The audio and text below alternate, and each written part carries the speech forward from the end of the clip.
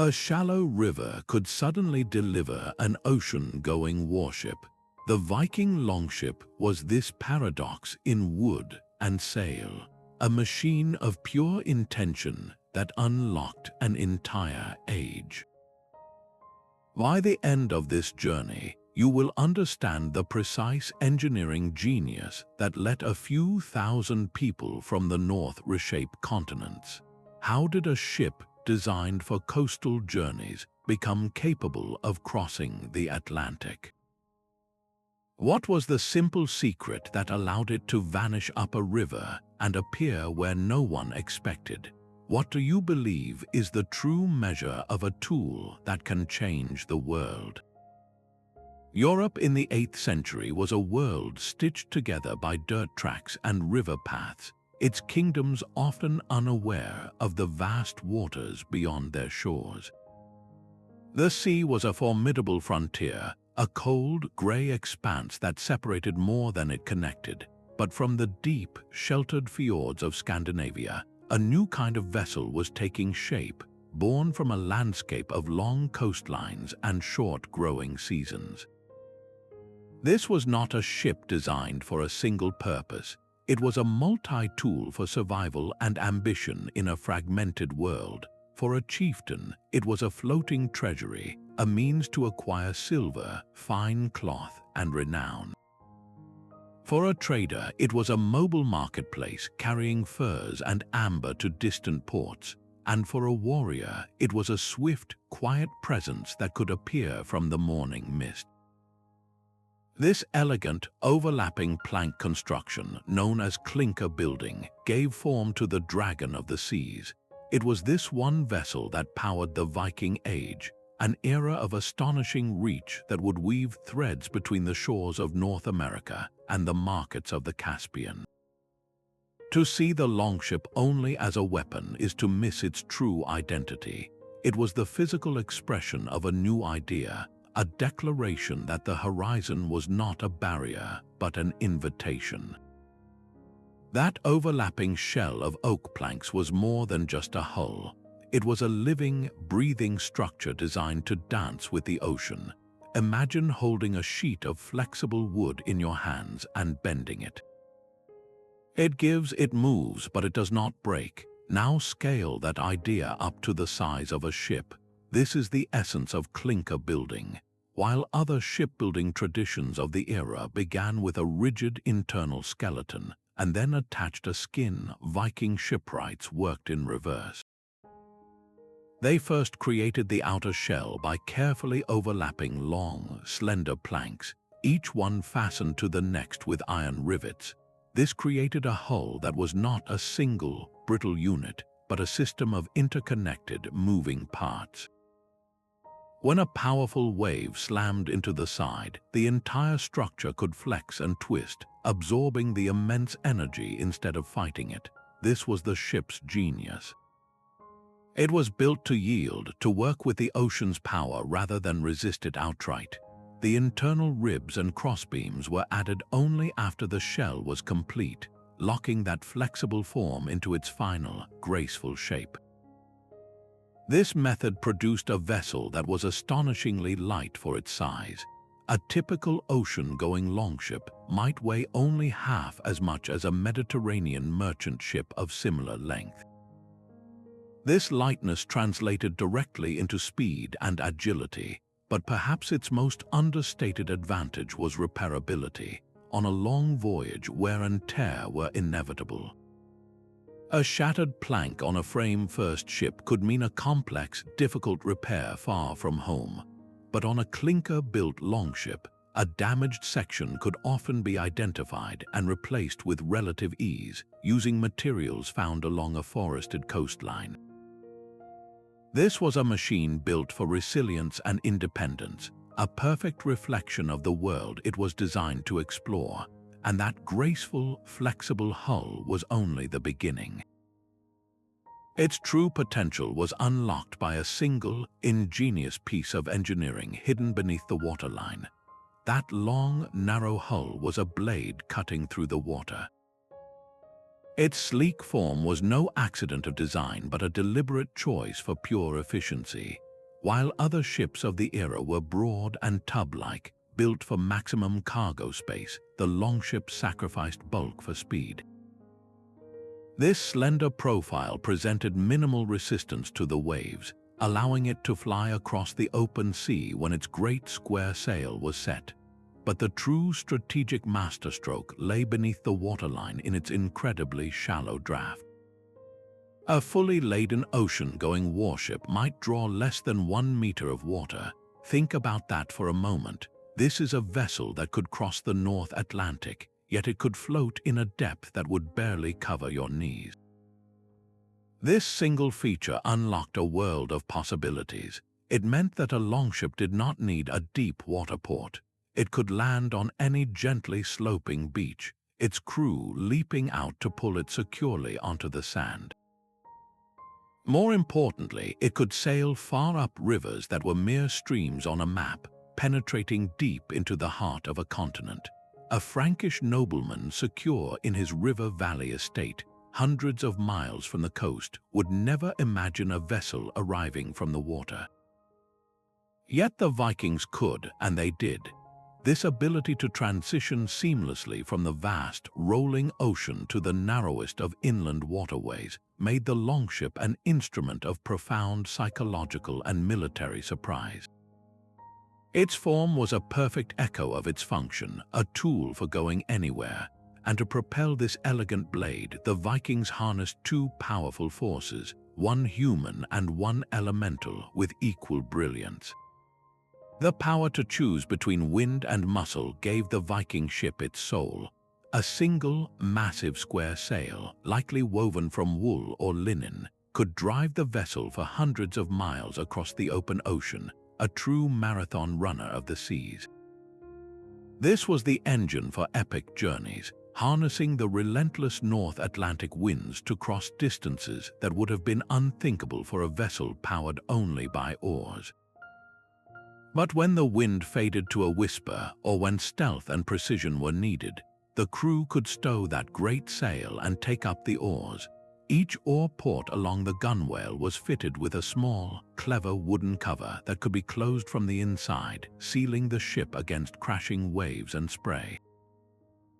This meant the longship could remain dry and stable in a storm, yet instantly transform into a galley of silent, coordinated power. Imagine the scene on a misty river morning. A sail would be a bright, obvious banner, but a ship moving under oars could approach with barely a sound, its crew rowing in a quiet, practiced rhythm. In moments requiring careful approach, this dual system was a tactical masterpiece. A longship could move in under oars, completely independent of the wind's direction, and then raise its sail for a swift, unstoppable departure. It was this seamless switching between two modes of propulsion that made the vessel so unpredictable and so effective. Its operational range was not just a matter of distance, but of possibility. And to navigate that vast, featureless expanse across the open ocean, the Vikings relied on a form of wayfinding that was part careful observation and part intimate knowledge of the natural world. On the right side of the stern, a single, massive oar descended into the water, a device so fundamental it would permanently rename a part of every ship that followed. This was the steering board, the origin of our word starboard. It was a beautifully simple solution, a large, steerable paddle fixed to the hull with a flexible leather strap that allowed it to pivot. With a single crew member gripping its handle, this rudder provided a tremendous mechanical advantage for turning the entire vessel, even in rough seas. It gave the longship a level of directional control that was unparalleled for its time, allowing a skilled helmsman to thread through narrow island passages or hold a steady course against a relentless crosswind. But this precise control would have been meaningless on the vast, empty ocean without an equally sophisticated ability to know which way to go. The Vikings were masters of a different kind of technology, one written not in wood but in the world around them. They were supreme readers of the natural environment, their senses tuned to the subtle cues that others missed. They watched the flight paths of seabirds returning to land at dusk. They learned to interpret the patterns of swells, understanding how waves reflected off distant, unseen shores. They knew the position of key stars and tracked the sun's arc across the sky, possibly using a simple sun compass, a wooden disc with a central gnomon that cast a shadow to indicate direction. This deep, accumulated knowledge passed down through generations was their true chart. It was this powerful combination, the robust, responsive steering board in the water and the advanced wayfinding in the helmsman's mind, that transformed the Longship from a well-built boat into a key to distant worlds. A crew could now point their ship toward a rumored land with confidence, holding their course for days across a horizon devoid of any feature, trusting in their reading of the sky and sea. This synergy between simple, brilliant mechanics and profound environmental intelligence is what made those incredible voyages not just possible, but repeatable. And these journeys required a vessel that was more than just a machine. It had to be a self-sufficient world for the crew who called it home, if only for a season. Running the full length of the ship, hidden beneath the waves, was a single, magnificent piece of oak. This was the keel, the true backbone of the entire vessel, carved from one massive, carefully selected tree trunk. Its shape was not a simple block. It was a deep, T-shaped beam that gave the Longship its structural integrity from bow to stern. Think of it as the ship's spine, a rigid central element to which all the flexible, overlapping planks were fastened. Without this strong, continuous backbone, the hull would have lacked the strength to handle the immense forces of the open ocean, its graceful form giving way under the power of heavy seas. But the keel's role went far beyond simple strength. That deep, vertical fin cutting down into the water acted as a powerful underwater blade. When the wind pushed against the side of the sail, trying to shove the ship sideways, a phenomenon sailors call leeway, the keel bit into the water and fought back. This resistance to sideways slippage was a revolutionary advantage. It meant a Viking longship could sail closer to the direction of the wind than most other vessels of its time, a critical ability for making progress on long, complex voyages where the winds were rarely perfect. And at the very heart of this mighty keel sat the mast step, a heavily reinforced socket designed to bear an incredible burden. This was the anchor point for the entire sailing rig, the single point that had to hold firm against the force of a gale filling the great square sail. All the power of the wind was channeled down through the mast and into this crucial joint in the keel. This one piece of timber, therefore, was the silent, unsung hero that married the ship's structural strength to its sailing performance. It was the foundational element that made the Longship both a resilient survivor and a master of the sea, its hidden strength perfectly complemented by the intricate artistry of the woodwork that held everything together. The shipwright's world was one of controlled chaos, a symphony of sound and purpose. The rhythmic tap of a hammer driving an iron rivet, the steady scrape of an adze smoothing a plank, the deep groan of green wood being bent into its final curve. This was not just construction, it was a form of alchemy, transforming the raw material of the forest into a living, sea-worthy vessel. The master shipwright began not with tools, but with his eye, walking through the oak forest in the quiet of winter when the sap was low. He was searching for trees with a specific natural curvature, a shape that already echoed the future lines of a keel or a stem post. He did not simply cut planks from a log. Instead, he used wedges to split the great trunks radially, following the natural grain of the wood. This technique produced planks that were phenomenally strong, their fibers running the entire length without being cut. A board sawn across the grain is weaker, more prone to splintering under stress, but a radially split oak plank is like a bundle of unbroken threads, its inherent strength harnessed to perfection. The shipwright's toolkit was small, a collection of axes, adzes, augers for drilling holes, and hammers. Yet in his hands, these simple instruments achieved a level of precision that would be impressive even with modern power tools. The adze, a curved blade on a long handle, was his brush. With a series of short, powerful chops, he could hollow out a keel or shape a complex curve, his skill so refined that the finished surface often needed no further sanding. Every cut, every drilled hole was informed by a knowledge passed from master to apprentice, a deep, intuitive understanding of how oak behaves, how it moves with moisture, and how it bears a load. This was not a written blueprint, but a living one carried in the mind and muscle memory of the craftsman. The result was a hull where every component was in a state of perfect tension with its neighbors, a wooden ecosystem built for a single, glorious purpose. This profound connection between the shipwright and his material created more than just a boat.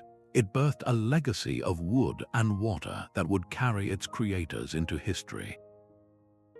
That finished hull was a canvas awaiting its final, powerful signature. Rising from the bow was the iconic dragon head, a silent roar carved from oak, its jaws open wide as if to greet the sea spray. For those watching from a distant shore, the sight of this vessel emerging from the morning mist was a moment of profound psychological presence. It was a symbol calculated to command attention, to suggest that something remarkable and determined was approaching. Yet these carvings were far more than tools of impression. They were complex statements of identity and spiritual belief. The serpents, wolves, and dragons depicted were creatures from Norse mythology, believed to hold the power to guide and protect during a long and uncertain voyage across the open sea. A ship was not just crossing water, it was navigating a realm of unseen forces, and these figureheads served as symbolic guardians for the crew. The artistic expression was so integral that the sternpost often featured a matching or complementary design, creating a perfectly balanced and memorable silhouette from every angle. This symmetry transformed the vessel into a single, cohesive work of art, and in a brilliant practical touch, many of these elaborate prows were designed to be removable. A chieftain arriving for a peaceful trading mission could stow the dramatic dragon head, presenting a calm and neutral profile. But when the intention was different, the carving would be mounted, instantly changing the ship's entire character. This ability to shift appearance made the Longship a master of perception as well as travel. It was a floating piece of Norse culture, its wooden carvings proclaiming the owner's status, his connection to the gods, and his ambitions to all who saw it. This cultural signature, this mobile piece of home, would soon be carried across distances that tested the very limits of their known world, pushing their brilliant engineering into the vast, open expanse of the North Atlantic. For centuries, the Viking longship lived primarily in the pages of epic poems and Norse sagas, a legendary silhouette in the mist of history. Then, the earth itself began to give up its secrets. In the late 19th century, excavations of two great ceremonial mounds in Norway uncovered something far more tangible than any story: the almost perfectly preserved hulls of the Oseberg and Gokstad ships. These were not fragments or impressions, but complete vessels, time capsules sealed for 1,000 years, offering a direct line of sight into the shipwright's world. The Gokstad ship, excavated in 1880, was a revelation of pure muscular functionality. Here was a true ocean-going warship, over 23 meters long, built not for show but for the relentless power of the North Atlantic. Its robust oak planks, its deeply carved keel, and its solid mast steps spoke of a design meant to endure. Inside, archaeologists found the everyday necessities of a long voyage, from wooden storage chests to cooking utensils and even the remnants of a deck tent, offering a poignant glimpse into the living conditions of the crew who called this ship their home on the open water. In stark contrast, the Oseberg ship, discovered just a few years later, presented a different facet of Norse maritime culture. While its lines were graceful and its construction demonstrated masterful skill, it was clearly a vessel meant for sheltered coastal waters and ceremonial purposes. Its true marvel lay in its breathtaking artistry, a riot of intricate carvings depicting swirling beasts and complex patterns that transformed the ship into a floating masterpiece. This lighter, more ornate build helped historians understand the range of Viking shipbuilding, proving they engineered for specific purposes, from peaceful processions to transoceanic journeys.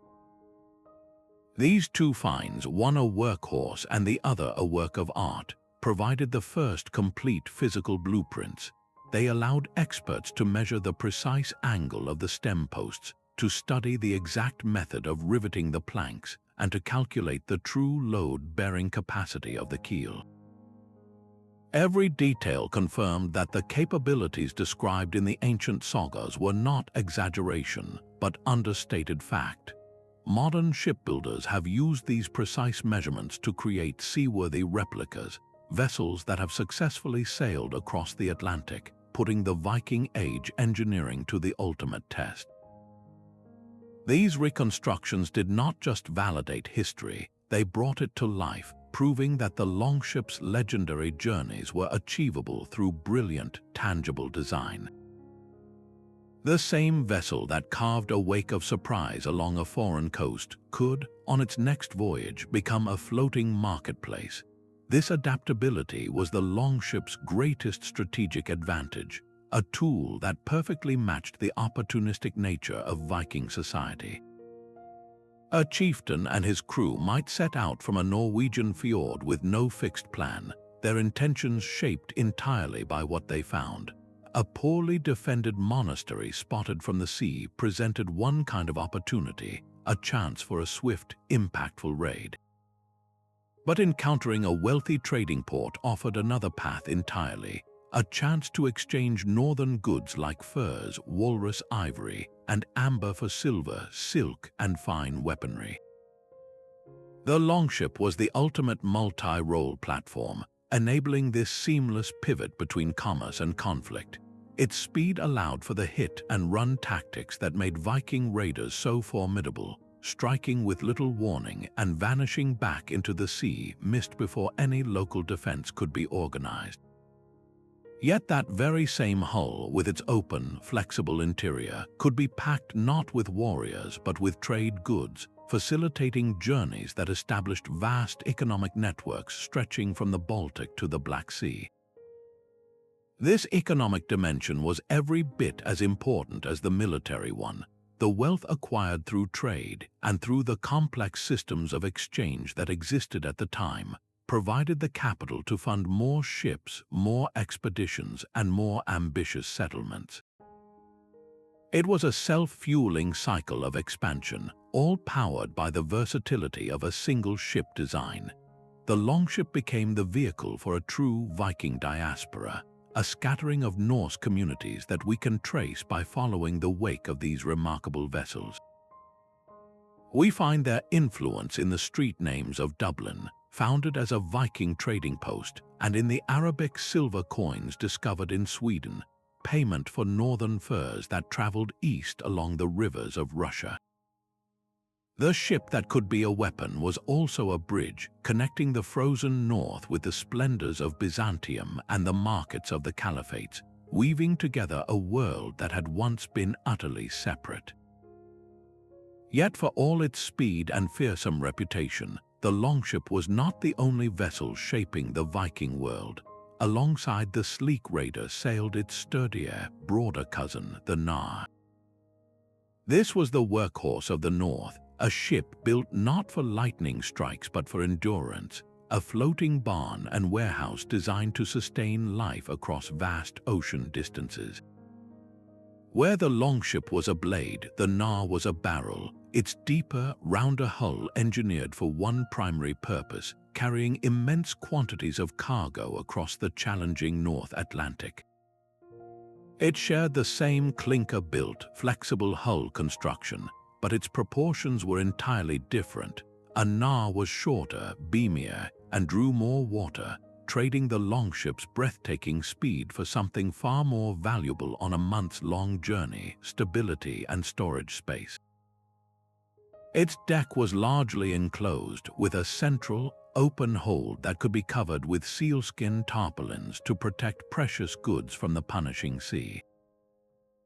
This was the ship that truly built the Viking diaspora, carrying the hopes of settlers, not just the ambitions of raiders. While a longship might carry a few dozen warriors, a Knarr would be packed with families, their tools, their livestock, and all the supplies needed to start a new life on a distant, unknown shore.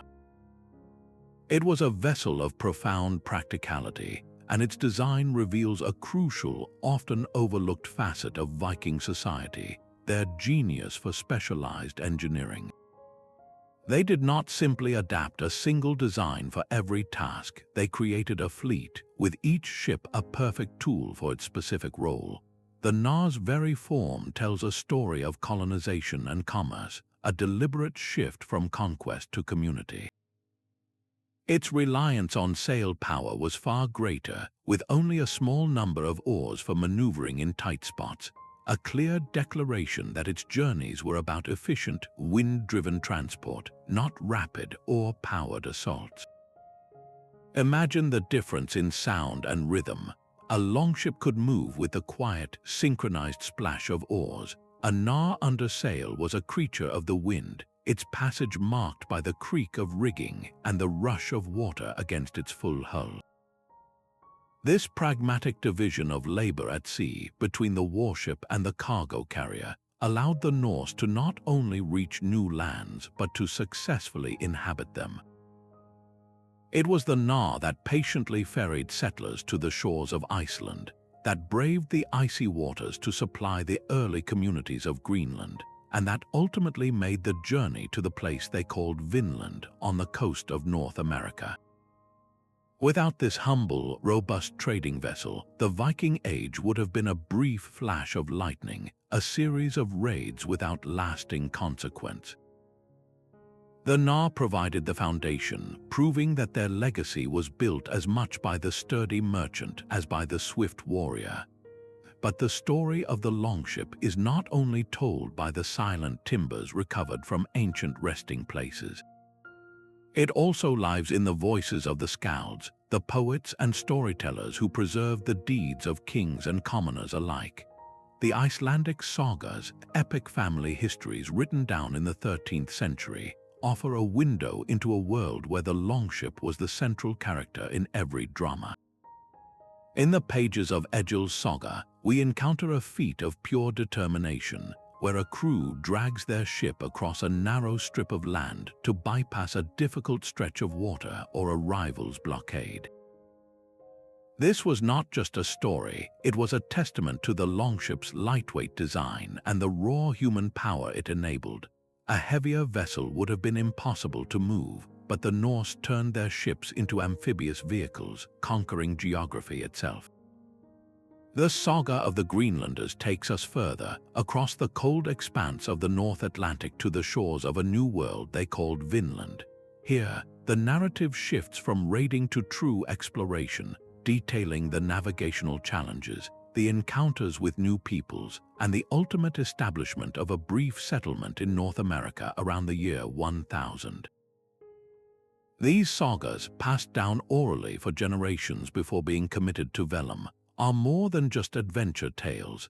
They are a narrative blueprint for how these ships were used in the complex tapestry of exploration, trade, and political ambition. Great ships were given names like Long Serpent, their identities as distinct as those of the warriors who sailed them. A saga might describe a sea encounter with gripping detail, noting how ships were lashed together to form a floating platform for close engagement. While these stories contain mythological elements and the embellishments of a good teller, They are deeply rooted in a practical, maritime reality. They provide the vital context that archaeology alone cannot: the sound of the wind in the rigging, the tension of a crew waiting for a fog to lift, the personal pride invested in a well-built vessel. When we read a saga, we are not just learning about history, we are listening to the echo of the Longship's wake, a story told on the water and preserved in words. The voyage to Vinland was the Longship's ultimate trial, a test of endurance against the open ocean itself. Leif Erikson and his crew set their course west from Greenland, pushing beyond the familiar sea roads into a realm of pure uncertainty. For weeks, their world would have been a grey circle of water and sky, a featureless expanse where navigation depended on a deep, almost instinctual reading of the environment. They faced the looming, silent presence of ice drifting down from the Arctic and the sudden, powerful force of North Atlantic weather that could challenge their vessel for days. This was not a quick coastal raid, it was a marathon, and the ship had to be a self-contained world for the entire journey. Its open hull, while exposed, was ingeniously utilized. Supplies were carefully stowed in wooden chests and under tarpaulins, with preserved food and fresh water packed to sustain the crew. The ship's shallow draft, so crucial for surprise on European rivers, proved equally vital here for a different reason. After their incredible transatlantic crossing, the first task was to find a safe landing on an utterly unknown coastline. They needed a gentle, sandy beach, not a deep water harbor that did not exist. The Longship could sail right in, its crew pulling it securely onto the shore, creating an instant defensible camp. This seamless transition from deep ocean explorer to shallow water lander was a capability few other vessels of the era possessed. And we know they succeeded because the evidence waited patiently for nearly 1,000 years. At El Ants Ox Meadows in Newfoundland, the foundations of Norse buildings stand as quiet, enduring proof. This was not a mere temporary shelter, but a small settlement, a base for further exploration. The discovery of artifacts like a bronze fastening pin and evidence of ironworking confirms this was a sustained effort, a foothold in a new world. The Longship did not just carry them there, it became their home, their workshop, and their lifeline. This one site transforms the Vinland sagas from legend into documented history, proving that the Viking Longship was not merely a tool for conquest, but one of the most capable exploratory vehicles the world had ever seen. Its journey to North America marks the moment the medieval world truly, physically connected, a fleeting encounter made possible by a masterpiece of wood and will. The sagas sing of a sea fight that became legend, the Battle of Svolder. Here, the Longship was tested not against the ocean, but against itself. On one side stood King Olaf Tryggvason of Norway, aboard his magnificent flagship, the Long Serpent. This vessel was a floating fortress, a pinnacle of the shipwright's art, reportedly so long that its stern cabin touched the sea when it crested a large wave. It was the ultimate expression of a king's power and prestige.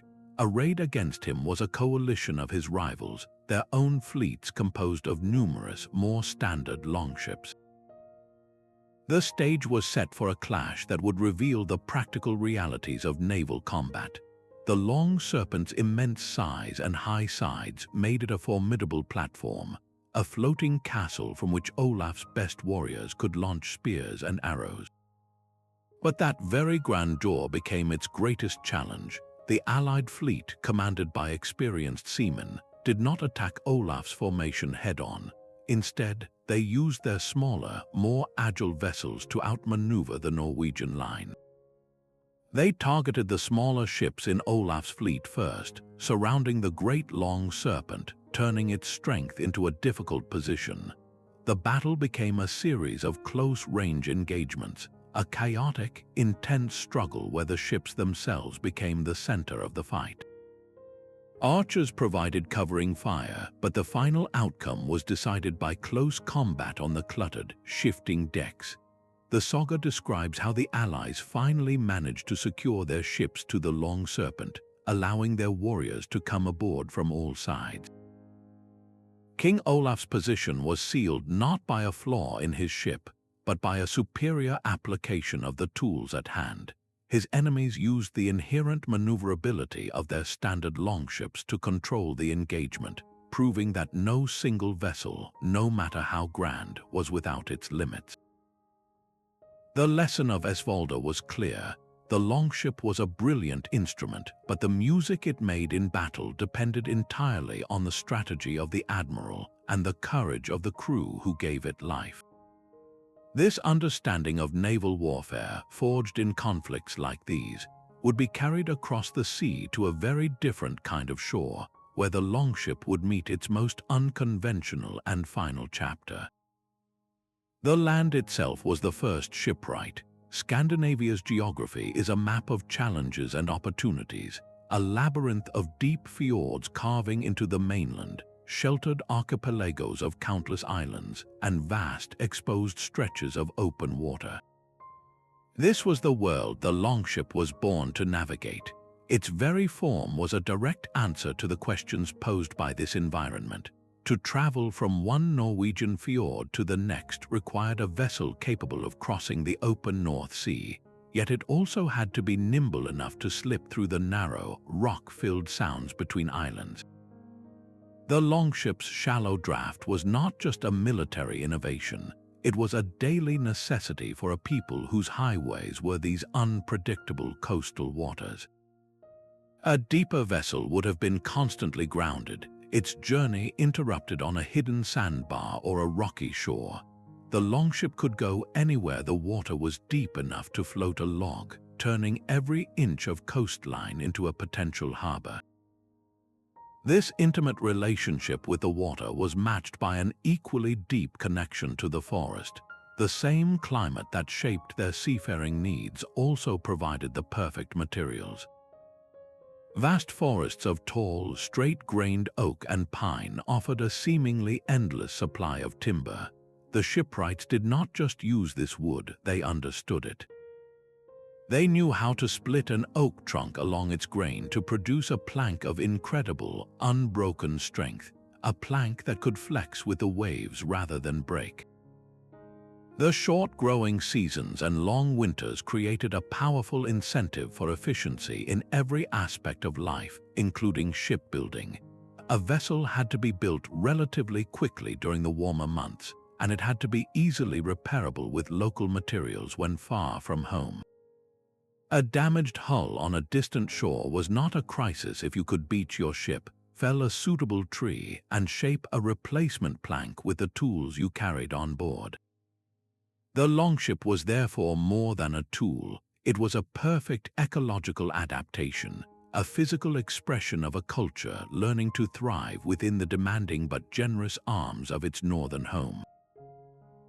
This reverence for the ship was carved into the very soul of their stories. In the Norse world, the gods did not ride chariots across the sky, they sailed. Their greatest vessel was Skidbladnir, a ship crafted by the dwarves, gifted to the god Freyr. It was a masterpiece of magic and practicality, large enough to carry all the gods and their weapons, yet it could be folded like a cloth and tucked into a pouch when the journey was done. This was not just a fantastical tale, it was a profound cultural mirror. It reflected a reality where the ship was the ultimate enabler, a tool so essential that even the divine powers relied on its form. The longship, therefore, was never merely a collection of planks and rivets.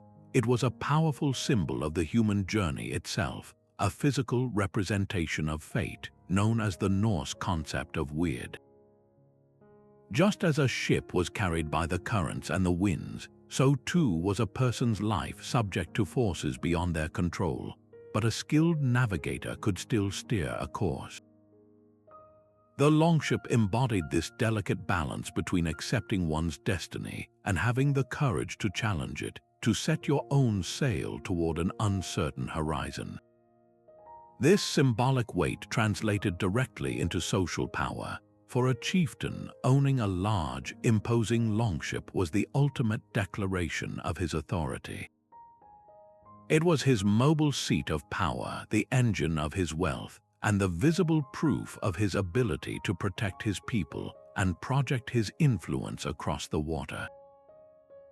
The vessel was a floating advertisement of his status, and its size and grandeur spoke volumes before he ever uttered a word. This deep connection culminated in one of the most striking honors a person could receive, the ship memorial. To be honored within your ship, surrounded by personal objects for a symbolic final passage, was a ceremonial practice of the highest order. It was a belief that the ship would carry its owner forward, a lasting tribute to their legacy.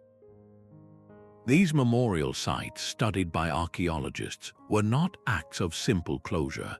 They were profound investments of resources and labor, a community's way of affirming that this individual's identity was forever intertwined with the vessel that defined their time in this world. From the magical ships of the gods to the symbolic resting places of great leaders, the longship was woven into the very fabric of Norse identity, representing the core values of mobility, freedom, and the enduring human spirit to navigate whatever waters life might bring. But even the most brilliant design has its season. By the 12th century, the world the longship had mastered was transforming around it. The very success of Viking journeys and trade prompted a new response across Europe. Coastal monasteries and open villages gave way to stone castles and fortified town walls, structures that could withstand a sudden approach and shelter a local community. The lightning raid, the longship's signature move, began to lose its edge against these resilient new defenses. The economic currents of the continent were also shifting direction. The center of gravity for northern European trade was moving toward the bulk commerce of the Hanseatic League, a powerful network of merchant guilds. Their ships were the cog and the hulk, vessels that were the longship's opposite in almost every way. These were broad, high-sided ships built around a massive, open hold, designed to carry enormous quantities of grain, timber, and salt. Where the longship was a swift hunter, the cog was a beast of burden, and in this new economy of volume, capacity mattered more than speed. This shift in trade was mirrored by a revolution in warfare at sea. The humble cog, once a simple merchant vessel, was adapted into a formidable warship. Shipwrights added towering wooden platforms, called forecastles and aftcastles, to its bow and stern. These structures turned the ship into a floating fortress, giving its defenders a tremendous height advantage. A longship crew attempting to approach such a vessel would have to climb upward, a slow and exposed process under a steady rain of projectiles from above. The cog's high sides, a disadvantage for beaching, became a defensive wall, making it incredibly difficult for the lower, open longships to engage effectively. The longship's genius for flexibility and surprise was being countered by sheer mass and defensive engineering. While these iconic vessels remained in use for centuries within Scandinavia for local travel and fishing, their era of continental dominance had passed. They were no longer the key to unlocking the wealth of Europe, superseded by ship types better suited to the new military and economic landscape. The world had built strongholds both of stone and of wood, and the age of the dragon prow was quietly drawing to a close. The sea stallion from Glendalough cuts through the North Sea, a memory given form. This is not a relic in a museum, but a living, breathing reconstruction of the Svolder II warship, built using the same tools and techniques as the original. For the first time in 1,000 years, a full-scale longship was back on the open ocean, its crew of modern volunteers becoming time travelers. Their mission was simple yet profound, to feel the ship come alive and to measure the legend against the relentless reality of wind and wave. The data they collected was a revelation. The sea stallion was not just fast, it was a thoroughbred of the sea, capable of bursts of speed exceeding 15 knots. That is faster than many modern sailing yachts. In powerful following winds, the great square sail drove the slender hull with a force that was both exhilarating and humbling, a raw demonstration of the power early sailors harnessed for their epic journeys. But speed was only part of the story. The true test came in rough weather when the North Atlantic showed its temper. The ship's flexible, clinker-built hull did not fight the massive swells. It moved with them, twisting and yielding in a fluid dance that kept the vessel stable and secure. The crew learned to trust this ancient engineering, feeling how the entire ship absorbed the ocean's energy instead of resisting it. This was not a dry historical fact, it was a physical sensation, a profound understanding earned through salt spray and aching muscles. The modern crew also discovered the immense human effort behind every voyage. Rowing the sea stallion was a monumental task, a symphony of coordinated strain that left even the fittest individuals exhausted after just an hour. Handling the heavy woolen sail required not brute strength, but a deep, intuitive knowledge of the wind, a constant dialogue between the helmsman at the steering board and the crew managing the rigging. These experimental voyages transformed our understanding from academic theory into tangible truth. They proved that the sagas were not exaggerations, but practical logs. The Longship was every bit the engineering marvel the histories claimed, and the people who sailed them possessed a level of seamanship and resilience that we can only fully appreciate by stepping, even for a moment, onto their deck. That same clinker-built hull shape persisted in the working boats of Scandinavia for 1,000 years after the last Viking raid. Local fishermen continued to build and trust these overlapping plank designs because they worked, their flexible strength perfectly suited to the region's challenging coastal waters. This was a legacy passed down not through history books, but through the hands of shipwrights, a direct and unbroken line of practical knowledge. But the Longship's true inheritance runs far deeper than a single construction method. Its core principles of lightness, strength, and hydrodynamic efficiency are the very DNA of modern high-performance sailing. Look at a cutting-edge racing yacht, its hull a sleek blade designed to slip through the water with minimal resistance. This is the same fundamental principle that guided the Longship's narrow, graceful form. Both vessels are engineered for one primary goal: to convert the wind's power into forward motion as effectively as possible, wasting none of it on dragging a bulky, inefficient shape through the water.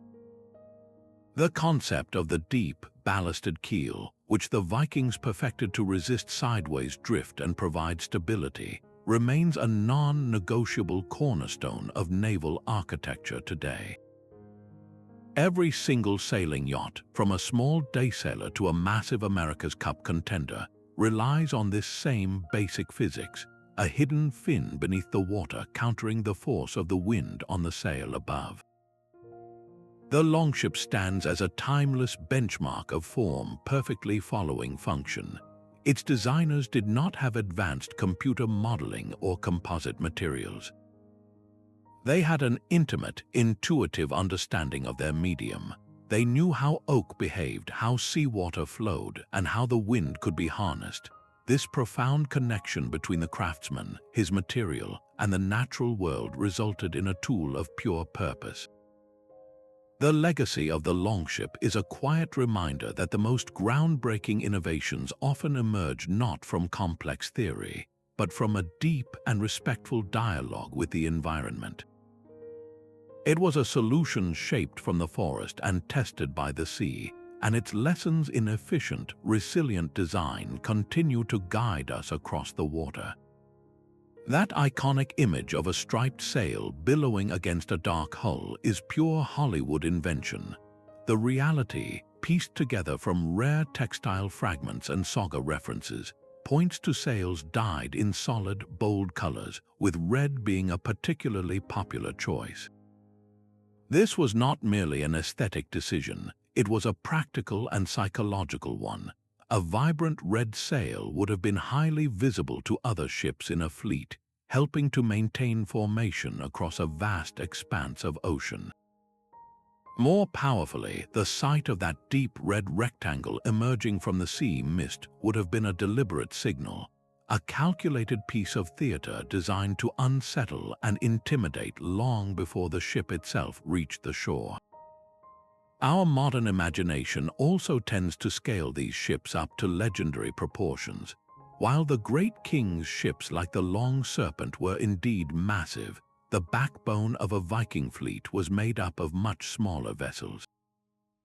A typical raiding or trading ship might be only around 16 to 20 meters long, carrying a crew of 30 or 40 individuals. These were the workhorses, nimble and efficient, requiring a smaller investment of resources and manpower to build and crew.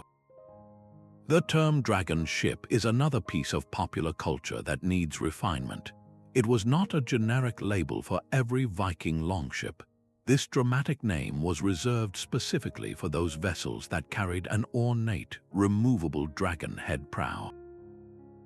Such a carving was a statement, a declaration of a chieftain's high status and his direct connection to the protective powers of the gods. A common trader or fisherman would not have mounted such an elaborate and ritually significant figurehead. Perhaps the most important correction we can make is to their perceived invincibility. These were brilliant ships, but they were not magical. Their low freeboard and open hulls made them vulnerable to being swamped by massive waves in a severe North Atlantic storm. The same shallow draft that allowed them to access rivers also made them less stable in heavy seas compared to deeper, rounder hulls. And as we have seen, their era of dominance gradually closed as the maritime world evolved, developing the high-sided cogs that could repel boarders and withstand the ocean's fury in a different way. By clearing away these myths, we do not diminish the longship. Instead, we uncover a truth that is far more compelling, a story of pragmatic, adaptable engineering that changed the world not through fantasy, but through tangible, repeatable genius. The deck of a longship was a world ruled by a simple, unbreakable chain of command.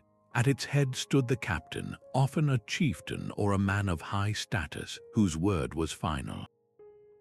His authority was not just about giving orders, it was about bearing the ultimate responsibility for the ship, its course, and every life on board. Directly supporting him were two crucial specialists, the helmsman who mastered the steering board and the navigator who read the subtle language of the sea and sky. This tight hierarchy was the brain of the operation, but the muscle was the crew, the lith. This Old Norse term meant more than just a group of men. It described a band bound by sworn loyalty, often through ties of kinship or deep personal allegiance. You did not merely join a crew, you committed to it, forging a brotherhood where your life depended on the man rowing next to you. This brotherhood lived in conditions of extreme shared hardship. There were no cabins, no bunks, no shelter from the elements. The deck was their living quarters, their dining hall, and their bed.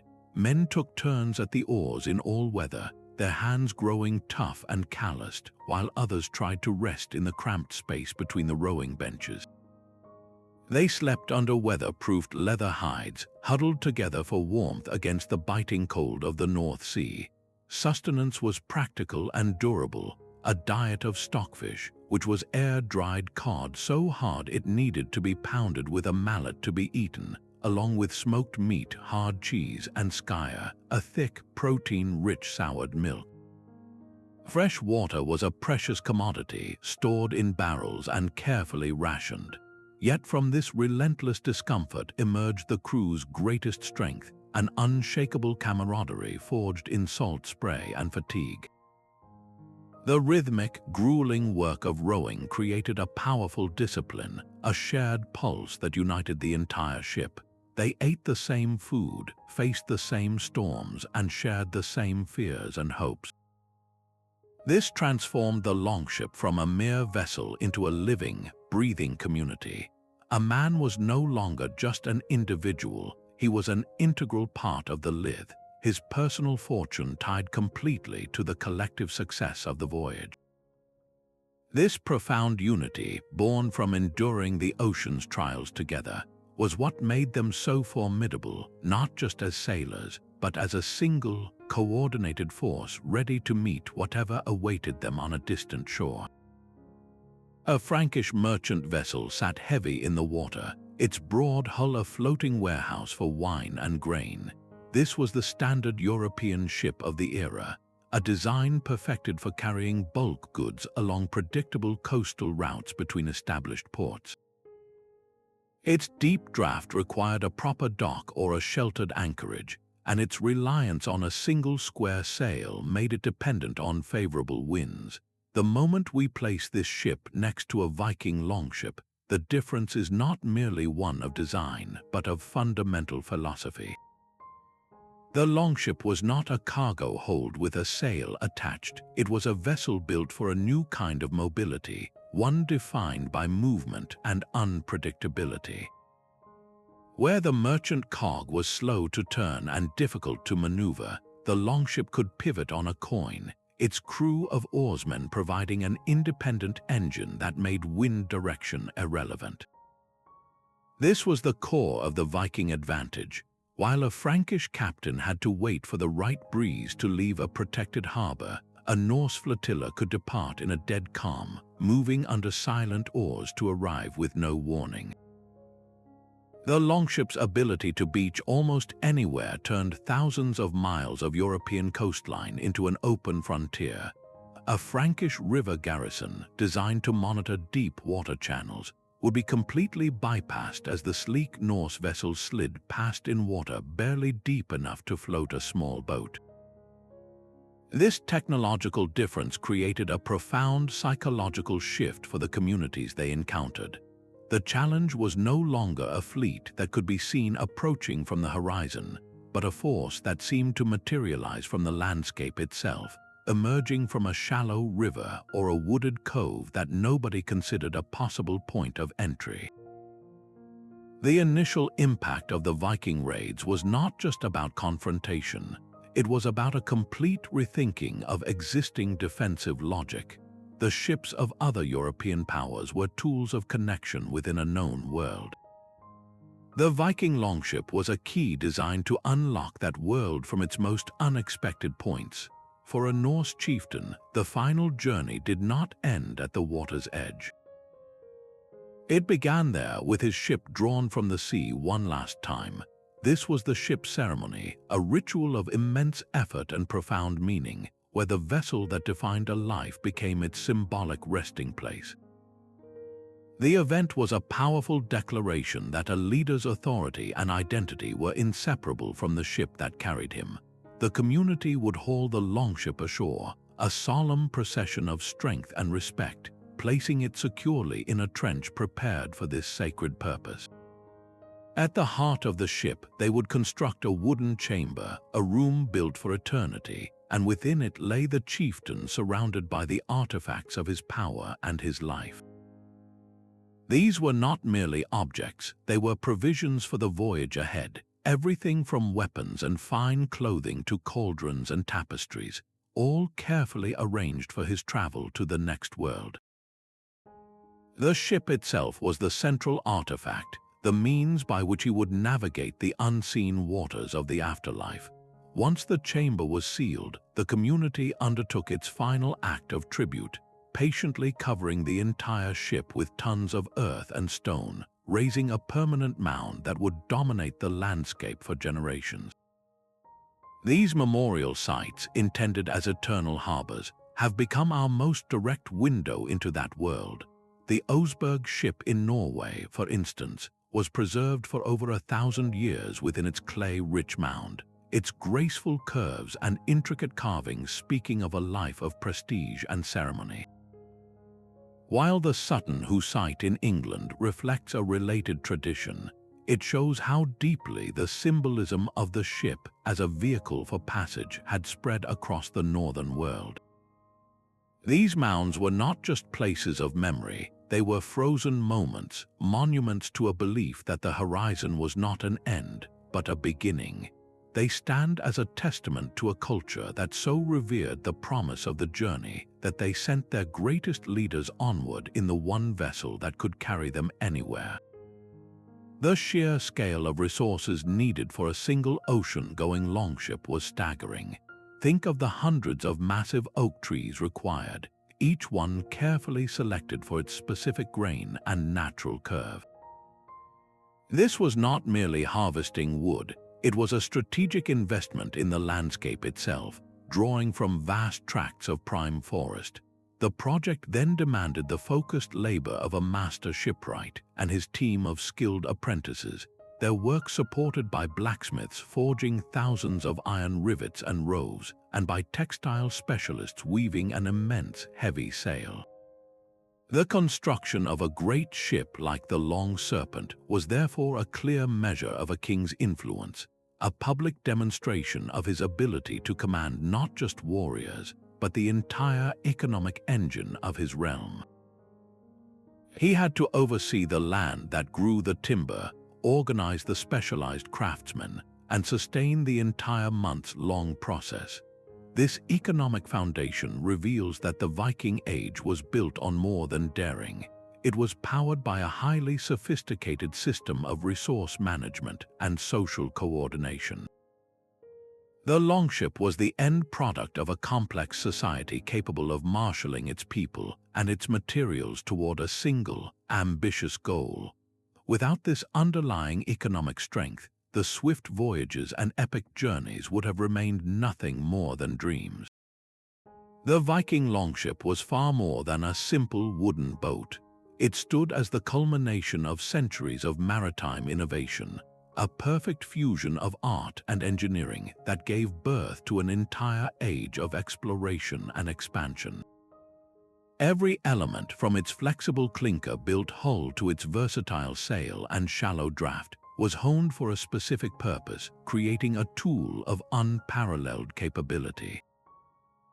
This single design allowed the Norse to travel, trade, and project influence on a scale that was previously unimaginable, connecting a world from the shores of North America to the rivers of the East.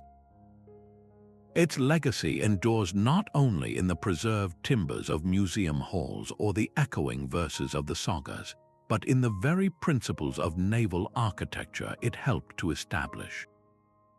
The emphasis on a lightweight, flexible hull, the strategic use of a deep keel for stability, and the seamless integration of sail and oar power are concepts that continue to guide shipbuilders today. When we look at a modern racing yacht, we are seeing the same fundamental principles of hydrodynamics and efficiency that a Viking shipwright would have understood intuitively. The Longship reminds us that a single, brilliant technological advantage can unlock new worlds and reshape the course of history. It was a key that turned the vast, open ocean into a network of possibilities. What do you believe was the Vikings' greatest invention? Was it the ship itself or the spirit of exploration it embodied? Share your own thoughts in the comments below.